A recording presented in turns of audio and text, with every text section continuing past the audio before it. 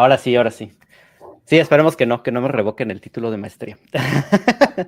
Ya no cuenta como examen, ¿verdad? No, Ah, bueno. Excelente. Sean todos bienvenidos a su podcast Just Gente. El día de hoy me encuentro con, a ver si no me equivoco, porque pues yo la conozco como la doctora Sandra Mendoza, pero es licenciada en Químico Farmacéutico Biólogo, maestría en Química Farmacéutica, doctorado en Química, investigadora a nivel SNI 3 y mi asesora de tesis de maestría, por eso estoy muy nervioso acerca de esto, la doctora Sandra Mendoza. ¿Cómo está, doctora? ¿Se encuentra? pues muchas gracias, Carlos, por la invitación a participar en ahora sí que en esta iniciativa. Este, lo más interesante es que pues me invite un egresado, ¿verdad? Que además lo tengo considerado uno de mis mejores estudiantes de Ah, maestría y siempre con mucho cariño recordamos ese espacio que compartimos juntos en el sí. laboratorio con los demás, que fue un ambiente súper agradable. Entonces, yo creo que más allá de aprender cómo se hace investigación, es también aprender a cómo se trabaja en equipo, ¿no? Y Uh-huh. ese grupo de tu generación, pues era un excelente grupo de trabajo. Sí, justo creo que mi generación fue muy afortunada. Digo, cada generación creo que es especial, ¿no? Para los estudiantes, pero especialmente como que todos compaginamos muy bien en el laboratorio, aunque estamos en diferentes actividades, ¿no? Entonces, de ahí han nacido muy buenas amistades, sobre todo con Héctor, con Alexandra, que han estado por aquí en el podcast. Y pues nosotros, ¿no? Que hemos seguido pues relativamente en contacto. Cuando llego a ir a México me doy mi vueltita por ahí, por el Propac. Bueno, ya no sé si se llama Propac en mis Ya no épocas. es el PROPAC, ya ahora es el posgrado de alimentos de la Facultad de Química del Agua. Ya nos Ok. independizamos. No sé cómo se digan esas siglas, pero sí. Sí, pues es justo, ¿no? Han pasado muchos años. El otro día estamos platicando eso, ¿no? De que parece mentira, de cómo el tiempo vuela. A mí, ahora que fui a la facultad, ¿no? Me dio mucha entre risa y dolor que estaba ahí en lo de la Semana Cultural, ¿no? Y estaban en lo que ahora es el Poliforum. Y Así unas estudiantes estaban ahí, ¿no? Exponiendo de quinto semestre y me preguntó la doctora Estela, ¿no? ¿Cuándo saliste de la facultad? Y me confundí porque dije 2005, pero realmente salí en 2009. Pero dije 2005 y una chica dice, yo estaba naciendo en 2005 y yo así de, no. Y yo así de, no sé, sientes la experiencia de la maestría de la universidad muy cerca, pero pues ya también, ya han pasado algún tiempo, ¿no? Así es. Bueno, es que conforme uno envejece, pues nuestra percepción con respecto al tiempo cambia también. Entonces, Sí. así como que hay un periodo de tiempo como que se siente uno estancado, no se sigue sintiendo joven, viendo joven, ¿verdad? En mucha actividad. Y ya Ujú. cuando uno está por ahí de los 80, 90, yo creo que es ahí cuando uno dice, wow, ¿no? Ahora sí, ya estoy viejo, pero Sí, mientras, creo que esa es la clave, como mantenerse activo, ¿no? Y sobre todo ahora que, bueno, yo me salí un poco del campo de la investigación, ¿no? Pero Alex y Héctor siguen trabajando por ahí. Espero traer a Fanny pronto también al podcast. uh-huh. Pero, por ejemplo, a mí me sirve mucho como seguir platicando con ellos de estas cosas porque te mantiene como la mente pues activa, ¿no? Te mantiene, tal vez no tan involucrado, pero sí te mantiene de cierta manera actualizado, ¿no? Y a ustedes que sí están en ese ambiente, pues también los mantiene como moviéndose, ¿no? Claro, claro.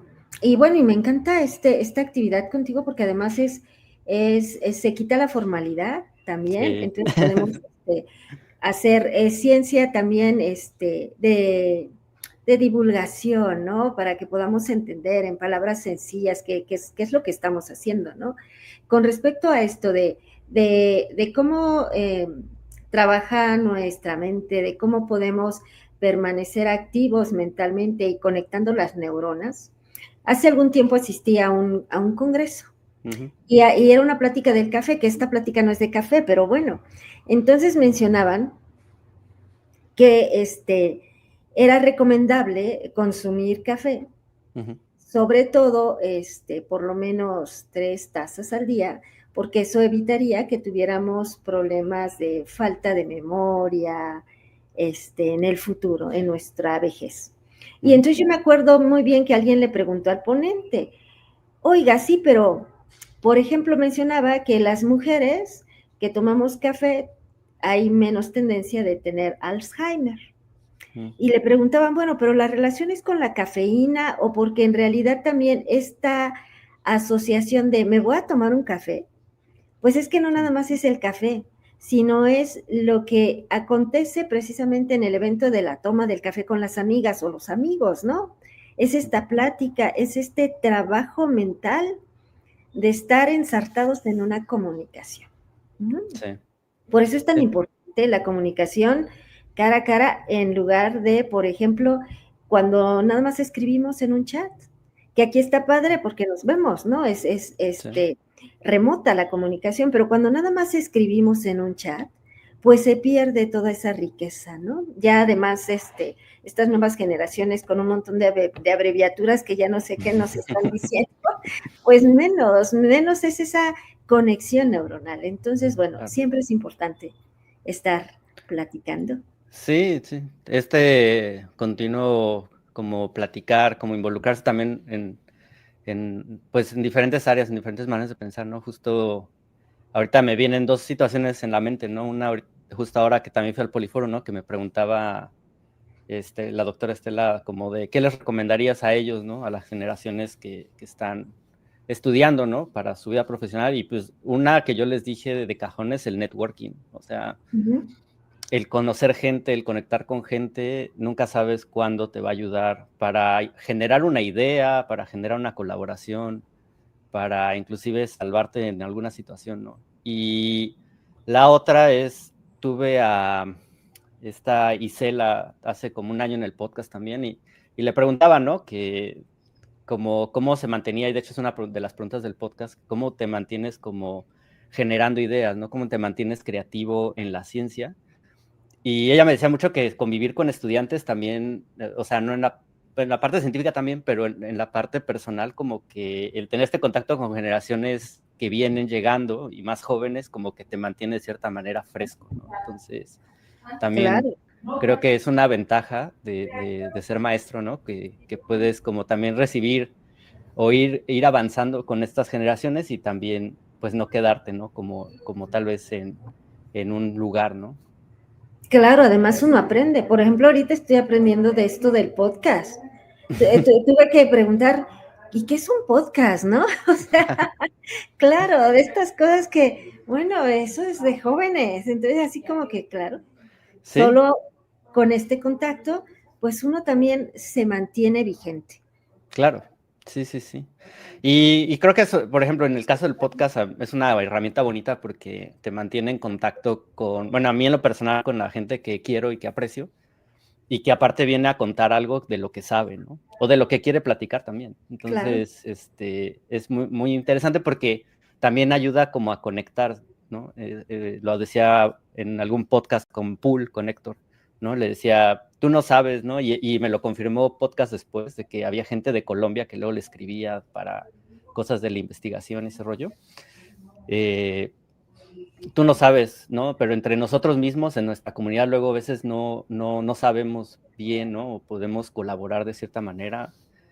O simplemente el update, ¿no? De cómo está esta persona que tal vez no veo tanto, ¿no? Entonces, para mí se me hace muy bonito, ¿no? Como que es otra manera de generar comunidad y al menos para mí, pues estar como en contacto con las personas, ¿no? Muy Entonces, bien, Carlos, muy bien. sí, sí, sí, está muy bonito.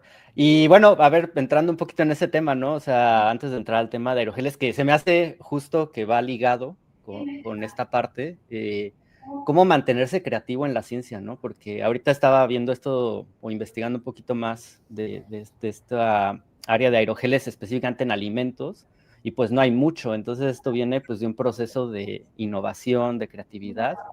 ¿Cómo mantenerse creativo a lo largo de los años de investigación, o sea, haciendo investigación, claramente, ¿verdad? Claro, claro, como bien tú lo dices, es documentándose. Es estar leyendo, no, además no nada más de tu área, ¿eh? Si nada más me quedo en mi área, pues difícilmente se vienen esa creatividad o esa innovación. Entonces uno tiene que estar atento a otras áreas.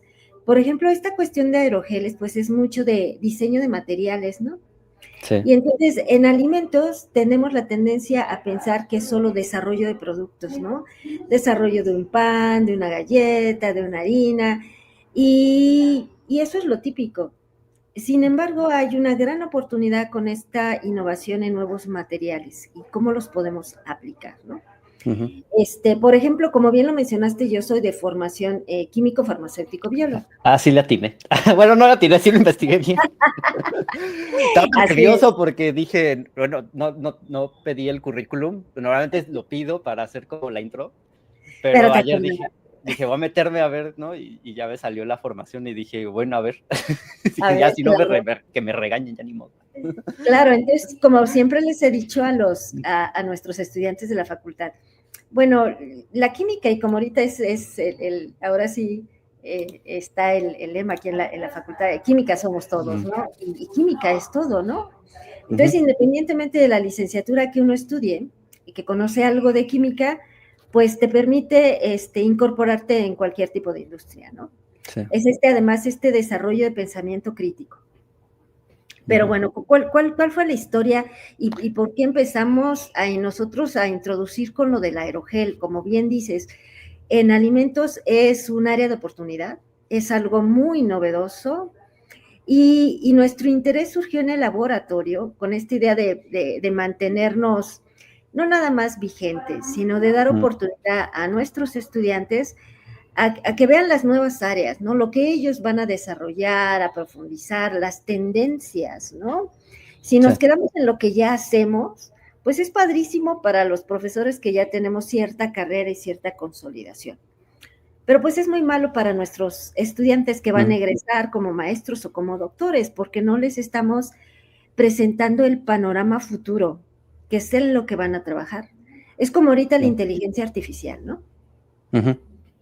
La inteligencia artificial no es mañana, es desde hoy. Es desde hoy y de tal forma que a nuestros estudiantes de licenciatura o posgrado, pues no podemos limitarlos en el uso de la inteligencia artificial porque es lo que van a usar. Entonces ya los tenemos que estar preparando para utilizar estas herramientas del futuro, ¿no? Sí. Entonces, pues eso es lo que tratamos aquí en el posgrado, en la Facultad de Química, de darles estas herramientas para que las utilicen en los desarrollos a los cuales se van ellos a enfrentar. Y entonces, pues resulta que en nuestro laboratorio, pues hemos trabajado mucho con proteínas, proteínas vegetales. Yo siendo QFB, pues me voy a hacer un doctorado en química orgánica y electroquímica. Y bueno, y la vida pues nos lleva por muchos caminos, ¿no? Yo me acuerdo también cuando decidí estudiar el doctorado, mi asesora, la doctora Rachel de la UNAM, yo decía, es que no sé qué voy a estudiar en Miami, porque en Miami no hay productos naturales. Y ella me dijo, pues estudia lo que quieras, pero haz un doctorado, porque no te vas a ir de música de acompañamiento. Estudia el doctorado y cuando regreses te vas a dar cuenta que es formativo, que ni siquiera vas a trabajar en lo que estudiaste. Es simple y sencillamente formación de pensamiento crítico, resolución de problemas, aprender a trabajar en equipo, tolerancia a la frustración. Bueno, y entonces, pues finalmente terminé en la UAC. Y aunque inicialmente empecé con este grupo de productos naturales, terminé en alimentos. Y bueno, y desde mis inicios empecé pues en alimentos, uno tiene que utilizar lo que sabe. Y pues terminamos en esta cuestión de antioxidantes. Y luego, pues sí, pero antioxidantes hace todo el mundo, ¿no? ¿Qué hay? ¿Qué de nuevo, no hay? Y empezamos con estas tendencias de proteínas vegetales para encapsular antioxidantes, ¿no? Empezamos con la proteína de amaranto, que por cierto tú también estuviste involucrado en en ese entonces, ¿no? Con estos extractos también, ¿no? Sí, con el aceitito. El aceite famoso, ¿no? Entonces, bueno, terminamos eso y empezamos hace, yo creo que como 8 años, un proyecto de hacer hidrogeles. empecé a leer en la literatura, ok, bueno, fibras electrohiladas, pues ya hicimos fibras electrohiladas, no nos podemos quedar haciendo fibras electrohiladas, ¿qué más hay? Y en ese entonces había algo muy novedoso que se le llama hidrogeles electrostáticos. Okay. Las proteínas vegetales y las animales, pues también gelifican, ¿no? Las proteínas animales, por ejemplo, cuando preparamos una gelatina, ¿no? Que tenemos que calentar esta proteína animal para que se desdoble, ¿verdad? Cambie su estructura y cuando se enfría, se vuelve a reestructurar de diferente manera y nos forma el gel, ¿no? Y bueno, y venían también estas tendencias, pues tenemos más vegetarianos y tenemos más veganos y está la tendencia de las proteínas vegetales. Y empezamos a investigar, bueno, ¿qué hay de proteínas vegetales? Y resultó, pues, que las proteínas vegetales, pues, a diferencia de las animales, tienen muchos problemas para precisamente gelificar. Okay. Se requieren concentraciones muy altas para gelificar. Estamos hablando, una proteína vegetal te gelifica con un 16-18%, ¿no? Y te crean geles muy débiles. Y en ese entonces leímos que una de las ventajas de producir geles de proteínas, no calentando, sino utilizando un cambio de pH. Si tú recuerdas, para desnaturalizar la proteína, no nada más la desnaturalizamos con calor, sino con un cambio de pH también. Si lo ponemos en un pH muy básico, pues esta estructura que está hecha como bolita globular se extiende, se rompen ahí estas interacciones intermoleculares, se extiende y posteriormente, si yo modifico ahora el pH a un pH ácido, se vuelve a reorganizar. Entonces, modificando este pH, pues logramos la gelificación de la proteína de amaranto. Okay. Nada más cambiando el pH. Y entonces no necesitamos calentar. Y además logramos que este gel tuviera bajas concentraciones. Lo tuvimos que combinar con un polisacárido, con goma xanthana, para promover la gelificación. Entonces, ahorita en estos hidrogeles que desarrollamos, utilizamos 1% de la mezcla. Es decir, en una mezcla 1-1 estoy utilizando 0.5% en lugar del 16% de proteína de amaranto para hacer los geles. Okay. Y entonces, bueno, pues eso fue súper novedoso en el área de alimentos, ¿no? Podemos hacer un gel sin calentar, con una concentración mínima de proteína y que capture una gran cantidad de agua. Sí. Puedo preparar, en teoría, gelatinas en frío. Si quiero encapsular compuestos que se descomponen a altas temperaturas, pues puedo utilizar y darle estas gelatinas, voy a pensar, a niños que requieren un compuesto que se degrada al momento de aplicar temperatura, ¿no? Entonces le doy su gelatinita y lo preparo en frío. Sí. Pues muy bien. Y después, pues eso ya publicamos. Uno puede ahora tomar la proteína de chícharo, pues hicimos la proteína de chícharo, podemos tomar mezclas de proteínas, pero tampoco podemos seguir por siempre ahora, ¿qué es lo que decimos? Los refritos, ¿no? Es lo mismo, pero... Haciendo gelatina de... Gelatina ahora de frijol. Ahora. Ajá. Y fíjate que fue muy interesante porque me invitaron a dar una plática en un evento que habla de proteínas vegetales. Y pues les hablé de estos hidrogeles, chalala, y hubo alguien que me preguntó, oiga, ¿y sus hidrogeles pueden ser absorbentes? Y dije, bueno, pues no los he evaluado como absorbentes, porque además este hidrogel que tiene una poca cantidad, estamos hablando de 1% de sólidos totales, pues cuando lo seque, pues la verdad ni siquiera me pasó por aquí evaluar esto, porque pues yo estoy interesada en encapsular en este sistema semilíquido, ¿verdad? Sí. Estas sustancias, ¿no? En proteger. Pues, ándale, de proteger.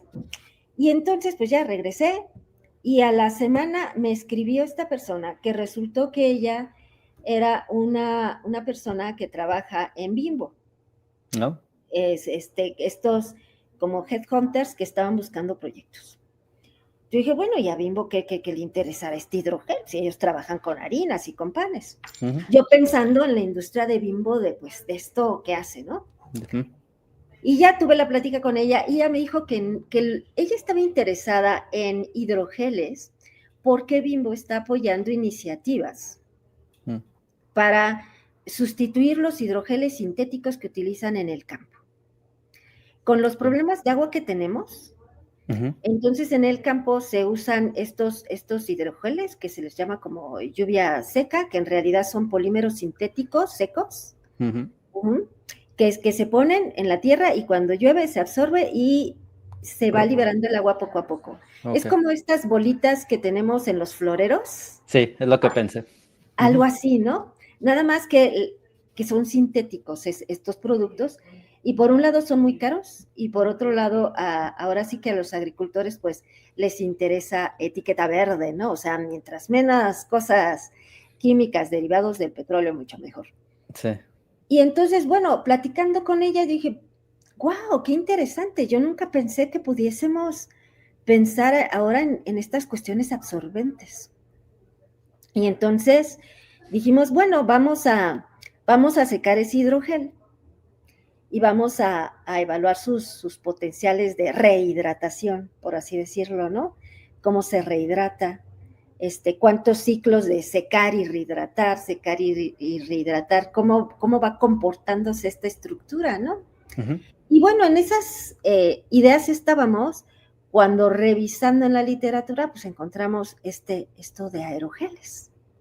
Entonces, los aerogeles, pues resulta que a diferencia del hidrogel, pues no es un sistema semisólido, como la gelatina, es un sistema sólido.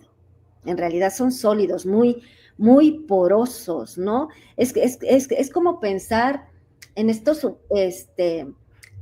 regresando de nuevo a esta cuestión de los floreros, ¿verdad? Cuando uno compra un arreglo floral, luego vemos estas cositas verdes, ¿verdad? Sí, como estas esponjas. Como esas esponjas, ¿no? Así es.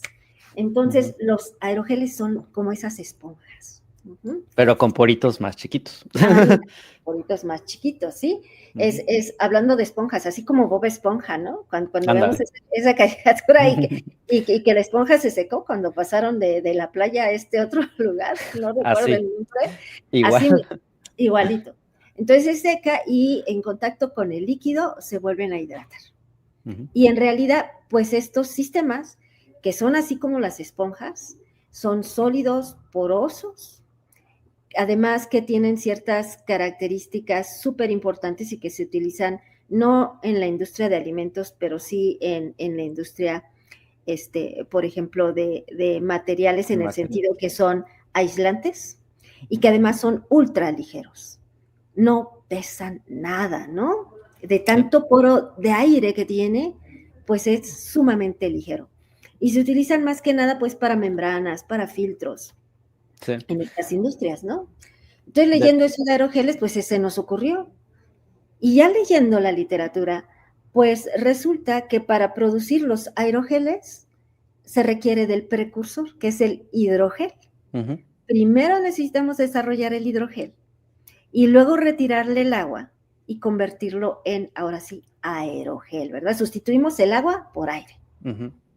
Y pues así fue, que ahorita estamos trabajando con proteínas vegetales, biopolímeros, por eso se llaman bioaerogeles, ¿no? En lugar de utilizar estos polímeros sintéticos, utilizamos biopolímeros, que tienen sus desventajas en comparación con los sintéticos, se degradan muy rápido, ¿no? Dependiendo de la aplicación, pues eso será una desventaja o puede ser una ventaja. Una ventaja. ¿No? Sí. De hecho, bueno, la tecnología nació por ahí de los 30, ¿no? Entonces, en materiales, ¿no? Como ya lo mencionaste, se utilizan para aislamiento térmico, para qué más, bueno, para absorbentes de petróleo y otra aplicación, ¿no? Que cuando se hay un derrame de petróleo lo utilizan para justo contener este tipo de derrames. Y se me hace interesante porque justo, bueno, hace muchos años, ¿no? Cuando yo estaba en la maestría, me acuerdo que estaba esta cuestión de medir propiedades sensoriales con técnicas de materiales, ¿no? Por ejemplo, los famosos módulos de Young y todas estas fuerzas de corte ya se utilizaban, que se utilizaban mucho en materiales para medir dureza y todo, flexibilidad de materiales, X materiales, no metales. Se empezaron a usar en alimentos. Se empezaron a utilizar en alimentos justo para determinar como fuerza de corte de una galleta, ¿no? De cuando la muerdes, que te haga el cronchecito y que sea como uniforme y todo esto, ¿no? Entonces, era un poco lo que hablábamos, ¿no? De la relación interdisciplinar, que luego hay muchas cosas que existen en otra ciencia o en otra área de la ciencia, ¿no? Y que luego como que decimos, wow, esto tiene una potencial aplicación de este lado, ¿no? Que claro. Pues, materiales yo lo vería como por acá, ¿no? Y alimentos pues, por acá, que realmente pues, hay también muchas interacciones, ¿no? Entre la ciencia de materiales y la ciencia de alimentos, ¿no? Que va mucho, por ejemplo, con esta parte de los bioempaques, que ahorita vamos a platicar, pero me gustaría entrar un poquito como en la parte de la creación del aerogel, ¿no? O sea, es un hidrogel que se le sustituye el solvente original o el agua por un solvente. Se hace en la técnica original creo que se lavaba en alcohol. Bueno, ese fue el original de silicato. Sí, si quieres platicamos, porque eso, ¿cómo quitamos el agua, no? Claro. Claro. Y bueno, pues hay varios métodos. Y uno de los métodos, pues es dejar tu hidrogel a temperatura ambiente, a presión atmosférica, y obviamente en el caso que trabajemos biopolímeros, pues debemos de poner un antimicrobiano, porque si no se va a llenar de hongos, ¿verdad? Tenemos almidones, proteínas, y bueno, y esperar que se evapore el agua, ¿no? Entonces, pues al evaporarse el agua, pues se queda ahí tu sistema seco, ¿no?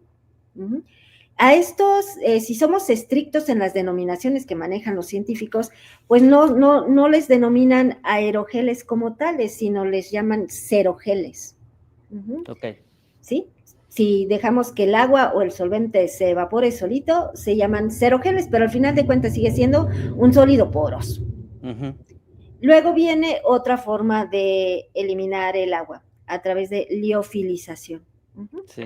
Es esta técnica que tenemos de liofilización, ¿verdad? Que se evapora el agua y a eso tampoco se define como aerogel, se define como criogel, es decir, nosotros tuvimos que congelar el hidrogel y ponerlo en la liofilizadora para que sublimara el agua, ¿verdad? Así es, de estado sólido lo pasamos a estado vapor y de esa manera retiramos el agua. Y a esos pues también se les llama criógeles. Pero al final de cuentas siguen siendo los hidrogeles ya en estado sólido, sin el agua, y tienen estos poros, ¿no? Que tenía el agua. Sí. Y los aerogeles en el sentido estricto de la palabra es cuando tú bien lo mencionas, de que tenemos que utilizar una técnica que es secado por fluidos supercríticos. Sí. Y para secar por fluido supercrítico no podemos secar el agua, porque el agua no es tan volátil como un gas, como el CO2, como el SO2, ¿no? Que son estos gases que se utilizan en esta técnica de secado por fluido supercrítico. Y entonces tenemos que sustituir el agua por alcohol. Y entonces ya no le llamamos hidrogel, le llamamos alcohol. ¿Y cómo hacemos ese cambio de sustituir el agua por el alcohol? Bien lo mencionaste. Yo tengo mi hidrogel, mi gelatinita, ¿verdad? Y la pongo en contacto con alcohol, la remojo, por ahí decirlo, ¿verdad? Ahí lo dejo, lo quito y por lo menos 3 veces tengo que hacer este intercambio para asegurarme que el alcohol desplaza las moléculas de agua. Es como estos lavados, ¿no? Y ya que he sustituido las moléculas de agua por el alcohol, entonces ahora sí lo pongo en el equipo de secado por fluido supercrítico y entonces obtengo lo que los científicos más puros en materiales denominan aerogel. Pero sí, los no tan puros en materiales, pues un aerogel es un hidrogel donde se eliminó el agua. De hecho, por ahí yo me acuerdo, ¿no? De mis clases, no, creo que eran las de química, ¿no? Que era esto de que te decían, esto es un sol, ¿no? Es un líquido en Eso, aire y así. Y creo que a eso se le llamaban espumas sólidas, a lo que era un sólido con aire disperso en sólido, ¿no? aire disperso sólido. Ajá, entonces, sí, me causó mucho como curiosidad también eso, ¿no? Como las denominaciones. Pero sí, o Claro. sea, deja de ser, es un sólido súper, súper poroso, que pues esta porosidad es justo lo que le da las características, ¿no? Como en ese sentido, ¿cuáles son las ventajas de un aerogel versus otros materiales con este tipo de características, ¿no? Con poros, ¿no? Uh-huh. Sí, precisamente hablando del tipo de secado, hasta en el tipo de secado, ¿no? El problema con la liofilización es que tenemos que congelar el hidrogel. Sí. Y cuando congelamos el hidrogel, pues se forman los cristales de agua. Claro, pasa el agua de un estado líquido a un estado sólido.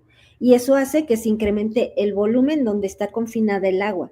Y eso hace que el poro se ensanche más. Uh-huh. Uh-huh.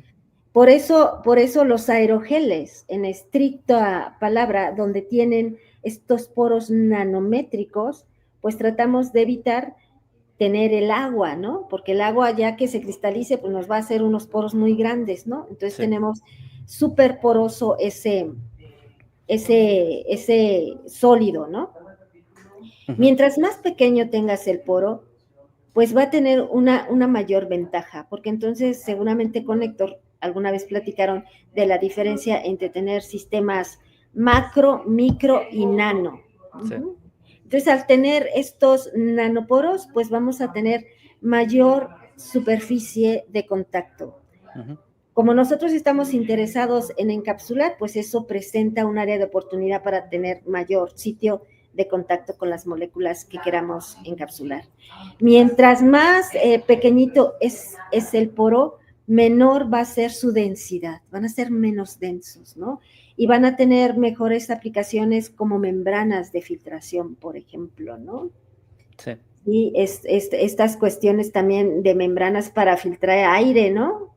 Va a pasar más rápido, va a pasar mejor es este aire que se quiere filtrar, ¿no? Sí. Pues sí, vi también ventajas, bueno, en ese sentido, ¿no? Como un poco ya aplicado a alimentos, pues se pueden poner como la sustancia activa o un activo, ¿no? una molécula, y esta área superficial hace que interaccione más, ¿no? Por ejemplo, vi por ahí una aplicación, ¿no? Para proteger de la oxidación, ¿no? Entonces, aquí el oxígeno puede interactuar en más área con un antioxidante, ¿no? Que proteja, entonces, por ejemplo, las grasas de un alimento, ¿no? Y ya no lo oxide. Entonces, sí, es una ventaja bastante interesante, ¿no? Como esto de los aerogeles. Ahorita hablamos mucho de algunos materiales, ¿no? De los que se pueden hacer aerogeles. Los originales eran de silicato, ¿no? Pero solamente ahorita estamos hablando de bioaerogeles. ¿Cuáles son las moléculas que se utilizan o que se han empezado a investigar como para hacer la creación de aerogeles? Claro. Bueno, por ejemplo, tenemos aquí... Y me refiero en general, porque, o sea, criogeles, ¿cómo eran los otros? Así es, en sistemas porosos, ¿no? En sistemas porosos. Sí. Ahí puedes compartir el link del artículo que te envié, que es una revisión. Y bueno, pues tenemos estos aerogeles nada más con polisacáridos. Almidones, se utilizan muchos almidones, ¿no? Se utilizan alginatos también, ¿no? Se utilizan gomas, pectinas. Tenemos aerogeles también de solo proteínas, donde las más utilizadas son la proteína de soya, la proteína de huevo, la seda, la proteína de suero de leche, que hoy en día tanto deportista consume, ¿verdad? el suero de leche. Y están los sistemas mixtos, proteína y polisacárido, ¿no? Donde entonces tenemos, el caso es de los aerogeles que estamos desarrollando en el laboratorio, que mezclamos una proteína vegetal, ya sea de amaranto, ya sea de chícharo, con goma xantana, ¿no? Que es un polisacárido. Y una mezcla, pues, tiene ciertas ventajas sobre sistemas individuales, ¿no? Entonces se aprovechan las propiedades tanto de los carbohidratos o polisacáridos con el de la proteína, porque tiene sistemas anfifílicos, es decir, una parte muy polar y partes no polares, que te permiten encapsular diferentes tipos de compuestos, por ejemplo, ¿no?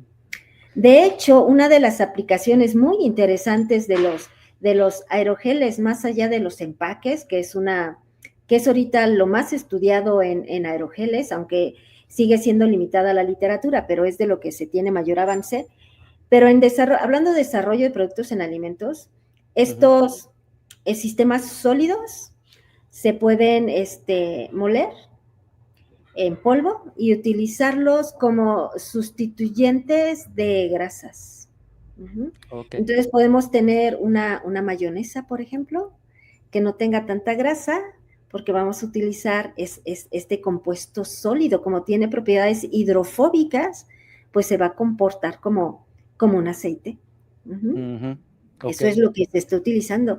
De hecho, hace unos días estaba viendo un artículo, lo voy a tratar de ubicar y te lo voy a compartir, que muy interesante, pensando precisamente hablando de esto de creatividad, y uno tiene que leer, uno tiene que documentarse, uno tiene que ver videos, podcasts.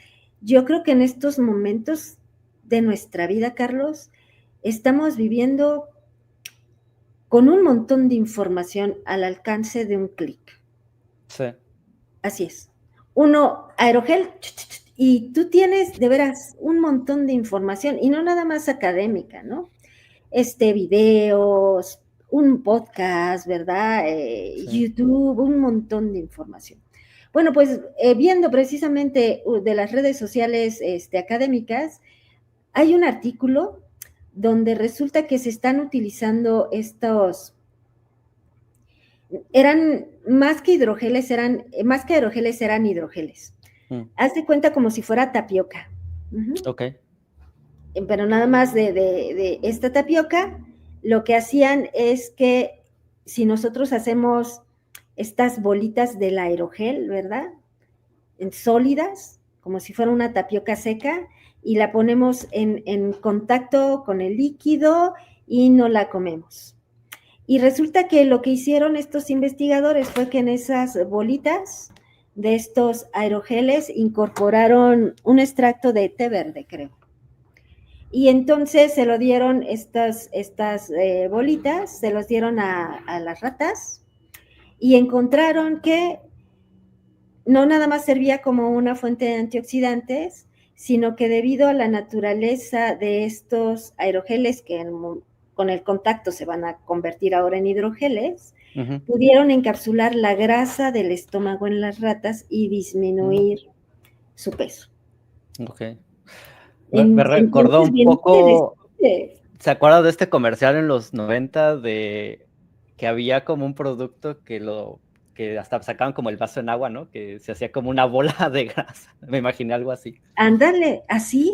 Sí, sí. Así es. Entonces lo que hace este material precisamente es llega al estómago y absorbe la grasa.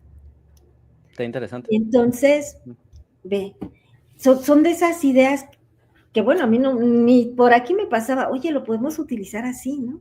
Claro. Entonces, bien dices, Carlos, es estar abierto, revisando, de todo, de todo. Sí.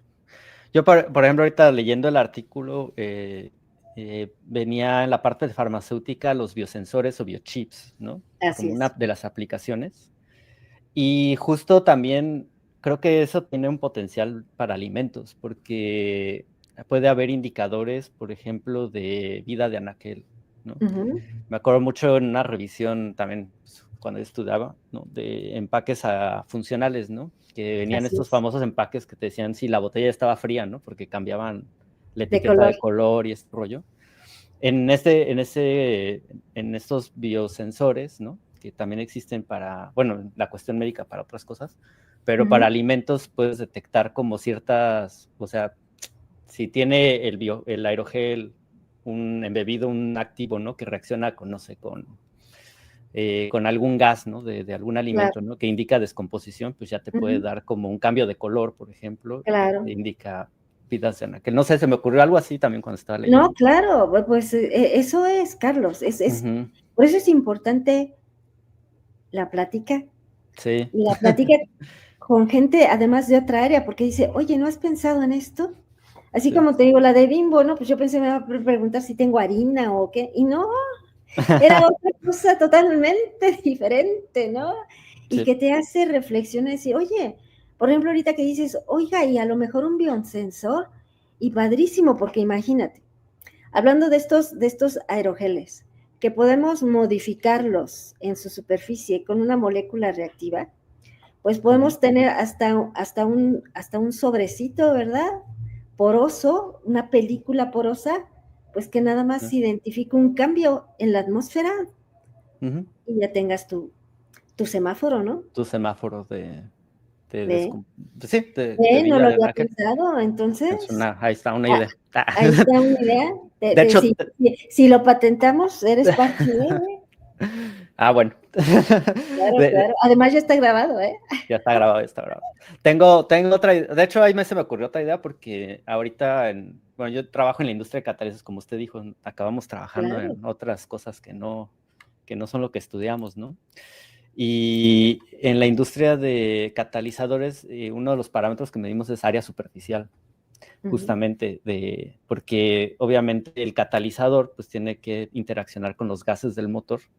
Entre mejor área superficial, pues este gas va a interactuar mejor con los compuestos del catalizador y va a tener mejor actividad catalizadora, ¿no? De conversión de Wow. gases. Entonces, regresando un poquito justo a cómo se crea un aerogel, ¿hay algún proceso en el precursor, que es esta etapa en la que se pone el polímero con el solvente? Eh, o solo se agrega. Lo pregunto mucho porque justo en la parte del artículo más adelante menciona que uno de los objetivos es utilizar, por ejemplo, bagazo o algunos residuos de industrias, ¿no? Ahorita que está mucho esta onda de la economía Economía circular. circular y todo este rollo, ¿no? Pero muchas veces ese tipo de materiales pues no viene estandarizado de cierta manera y no sé si eso puede afectar como al hidrogel de cierta manera. Entonces no sé si hay un proceso en esta Claro. parte o posterior como que ayude a que el hidrogel sea más uniforme, ¿no? Porque también creo que era un problema del criogel, que Uh-huh. justo da Los este muros tipo están. de estructuras anisotrópicas que son como que no es uniforme, ¿no? Claro, no tienen un orden, ¿no? Si Ujú, hablamos, por ejemplo, como si fuera un sólido cristalino.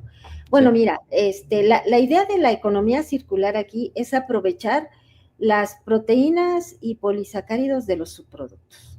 Ujú, Eh, pongamos de ejemplo, este, por ejemplo, la semilla, ¿no? sí. Las semillas. En el caso del amaranto, pues es un alimento, ¿no? Pero hay ejemplos por ejemplo, las semillas de calabaza. Ujú, Seguramente has escuchado que hay aceite de semilla de calabaza, aceite de aguacate, sí. no nada más aceite de girasol o aceite Ujú, de soya, ¿no? ujú, Entonces estos aceites de semilla de calabaza. Aquí en México hay una empresa en Yucatán que precisamente tiene la elaboración de aceite de semilla de calabaza. Allá hay cultivos de calabaza, ¿no? Entonces, pero no de la calabaza, el zucchini, no, sino es de esta calabaza del Halloween, ¿no? la grandota. Estas son las semillas, ándale. Ujú, Entonces, esas semillas que comemos tostadas, ¿no? Que vienen en la ujú, botanita, de esas semillas se extrae el aceite. Y ellos terminan con lo que le llaman tortas. Lo que hacen es prensan las semillas y después con el prensado extraen el aceite y les queda la torta, que es el subproducto del prensado, ¿no? Pues ujú. imagínate ahí un bien aplastadas las Pura semillas. lignina ahí aplastada. Ándale, así es. Y bueno, pero ese producto es riquísimo en proteína. La semilla de Mm, calabaza, pues tiene proteína, ok. ¿sí? Entonces nosotros en un proyecto hace algunos años, durante la pandemia fue precisamente, contactamos a esta empresa, nos donó algunas de su producto y de ahí extrajimos la proteína de esa semilla de calabaza. Ok. Por supuesto que, como dices tú, pues tuvimos que caracterizar esa proteína, ¿no? Caracterizarla de saber, a ver, qué porcentaje de proteína tiene, después de aislar la proteína, qué aminoácidos tiene, que si espuma, que si gelifica, etcétera, ¿no? Pero la idea de la economía circular es poder recuperar esto que se va a ir a la basura, Ujú. recuperar esa proteína o ese polisacárido, esa goma, esa pectina, ¿no? Las cáscaras que hay de estos, de mango, de todo, de la semilla del mango, ¿verdad? Que tiene mucho almidón, pues extraer ese almidón y utilizarlo para producir estos sistemas. Esa es la idea y en el artículo se refiere a eso a Sí. de los subproductos agroindustriales, recuperar proteínas o polisacáridos y poderlos utilizar para el desarrollo de estos materiales. Sí. Yo me refería mucho a la parte del proceso porque, por ejemplo, si tenemos como, por ejemplo, ya una celulosa, ¿no? Industrial para utilizar en el, en el hidrogel, ¿no? Que es el primer paso, pues ya ciertamente esta celulosa ya viene muy bien caracterizada, Así es. con, pues voy a decirlo, cierto tamaño de partícula, ¿no?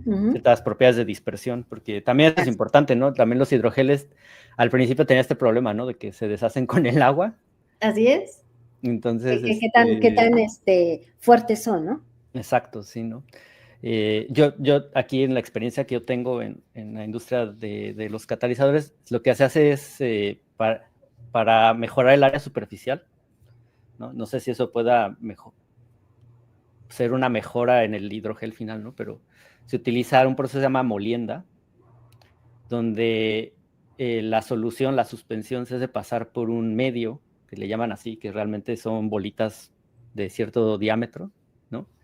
Y le llaman molino, pero pues realmente es un tanque como de recirculación forzada con estas bolitas, que lo que hace es homogenizar el tamaño de partícula para asegurar la dispersión y el área superficial. Entonces, pensando justo en estos, ¿no? Materiales que no son como tal vez una celulosa o tal vez un almidón modificado que ya venga así, o una proteína, ¿no?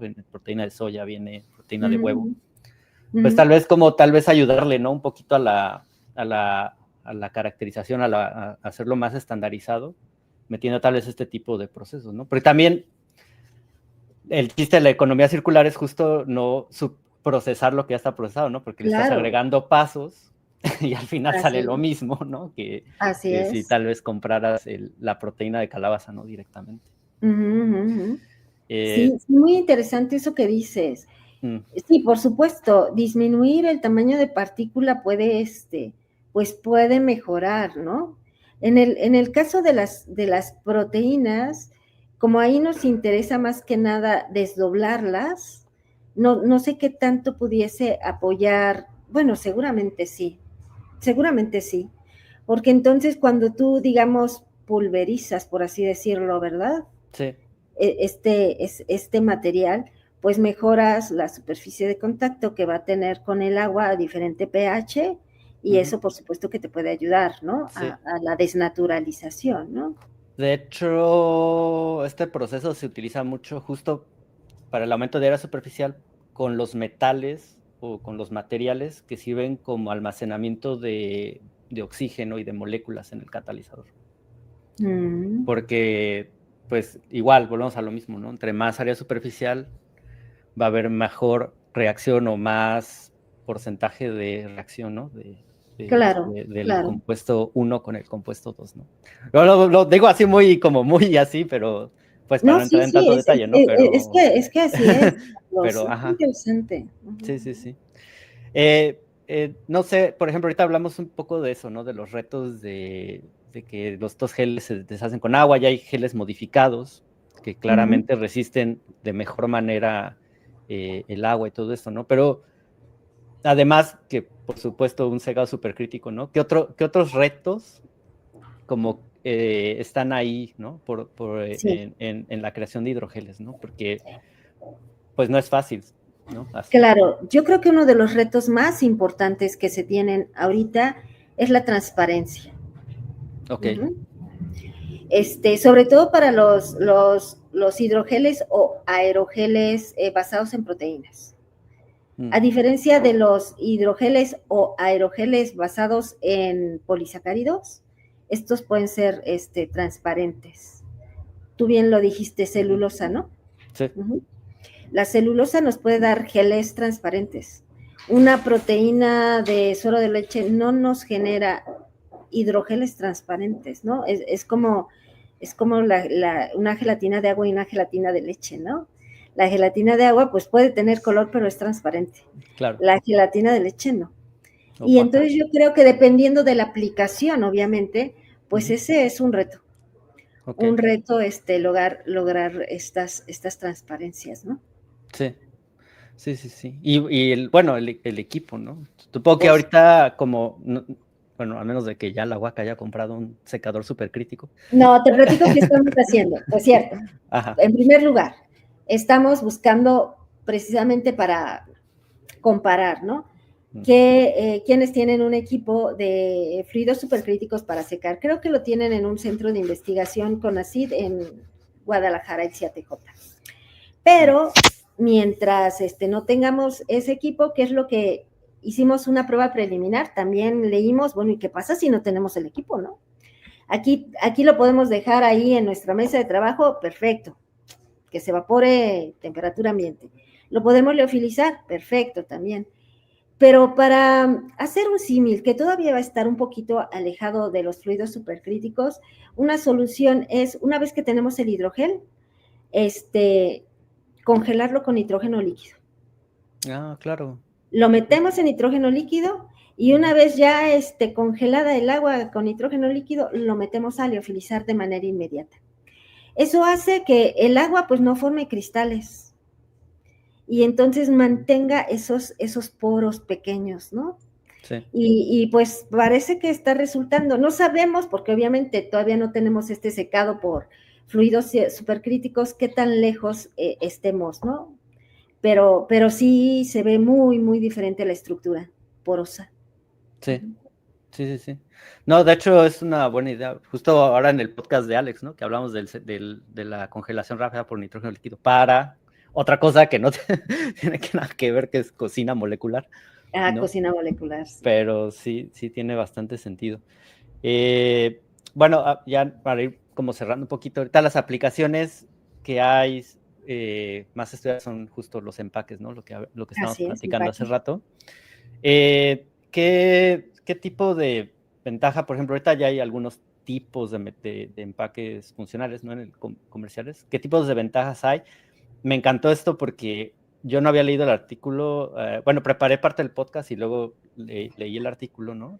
Y antes se me había ocurrido justo estos como pads que para la carne, ¿no? Porque a mí me choca que compro pollo siempre, que estos siempre están así, se humedecen bien rápido, ¿no? Y no como que está el juguillo ahí del pollo. Claro. y justo una aplicación, dije, está bueno, ¿no? Por la parte absorbente, como que hicieran de estos pads. Y luego viene en el artículo que justos, creo que sí los hacen. Claro. Entonces, ¿qué otras cosas hay como para aerogeles en esta parte de empaques? Bueno, en esta parte de empaques yo creo que hay mucha, como bien mencionas, oportunidad, porque son pocos los reportes que hay, ¿no? Por ejemplo, pues sí, uno lo puede utilizar como estas cuestiones de absorbentes, en el caso de carnes, ¿verdad? Como bien lo mencionas. Y otro ejemplo es utilizarlo como amortiguadores. Por ejemplo, el problema de estas frutas, los arándanos, las frambuesas, que cuando los compramos en estas cajitas de plástico, viene como una peliculita. Sí. Esa peliculita no es para porque no tienen, no lixivian, ¿verdad? No escurre nada. Sí. Pero se utilizan precisamente como amortiguadores cuando viene empacados y viene el camión ahí agitándose. El camión. Y entonces, pues la idea es también utilizarlos precisamente como estos amortiguadores, ¿no? En lugar de tener esta telita, tener una capa del aerogel, precisamente, que se utiliza para amortiguar y además que pues también como un aislante, ¿no? Sí, sí, sí. Sí, y también la parte térmica se me hizo bastante interesante, ¿no? Porque, bueno, no, propiamente podría ser integrado a un empaque, ¿no? Pero la otra parte que platicamos es la parte de ponerle un activo que ya Claro, sea de liberación o sea de como control, ¿no?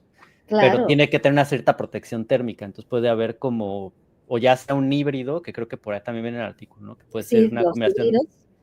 de que el aerogel proteja y luego haya una capa donde sea la liberación, o que el mismo aerogel haga esta función, ¿no?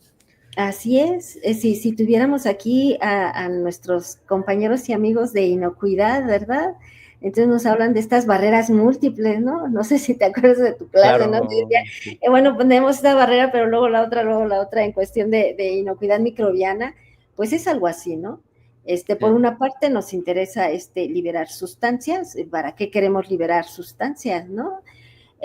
Ahorita hablamos de alimentos, pero podríamos hablar de cosmética, ¿no? Que tengamos Mm, un aerogel que libere una sustancia, ¿no? sí, claro, sí, sí, sí. Aromática, ¿no? Sí, que aparte, bueno, en farmacéutica por ahí leí que ya se utilizan ciertas como para liberaciones controladas, ¿no? Hay Sí, sí, como, creo sí, que tres, que es de difusión o que se deshaga el aerogel, se vaya así como es. degradando y por ahí había otra, no recuerdo Así ahorita, es, ¿no? y también para crecimiento de células, ¿no?